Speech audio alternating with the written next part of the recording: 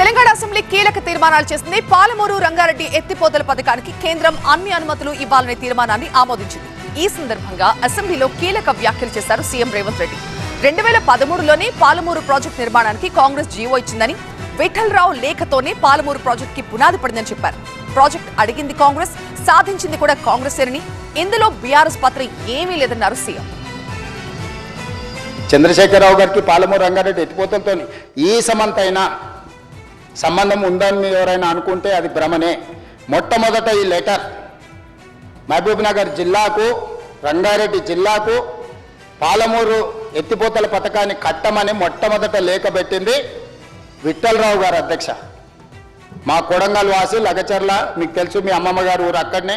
విఠలరావు గారు మాజీ పార్లమెంట్ సభ్యులు దేవరకొండ విఠలరావు గారు మొట్టమొదట 2009లో డాక్టర్ వైఎస్ రాజశేఖర రెడ్డి గారికి లెటర్ రాసిండు అధ్యక్ష. రెండో లేఖ డికే అర్ణ గారు రాసిండు అధ్యక్ష.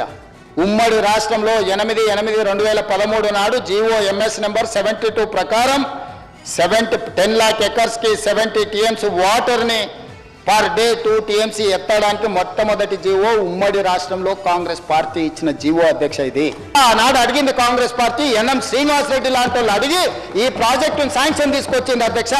ఏ నైతిక హక్కుతో ఈరోజు చంద్రశేఖరరావు గారు ఈ ప్రాజెక్టు గురించి మాట్లాడుతున్నాడని నేను అడుగుతున్నా అధ్యక్ష. డిసెంబర్ 2014 పాలమూరు రంగారెడ్డి జిల్లా ఎత్తిపోతల పథకం త్వరగతిన పూర్తి చేయాలని చంద్రశేఖరరావు వచ్చిన తర్వాత గడ్డం ప్రసాద్ కుమార్ అనే వికారాబాద్ మాజీ శాసనసభ్యులు, మాజీ మంత్రి గారు, ఈనాడు స్పీకర్ గారు రాసిన లేఖ అధ్యక్ష. ఇది రంగారెడ్డి జిల్లాకు సబితా ఇంద్రారెడ్డి గారు తెస్తే నీళ్లు రాలేదు అధ్యక్ష.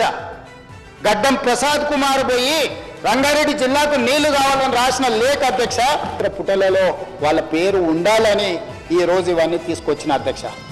ఇదంతా అటు మహబూబ్ నగర్, ఇటు రంగారెడ్డి, లేకపోతే నల్గొండ కోసం పాలమూరు రంగారెడ్డి ఎత్తిపోతల ద్వారా చేయాలని చేసిన ప్రయత్నం అధ్యక్ష. ఇది ఒక భాగం.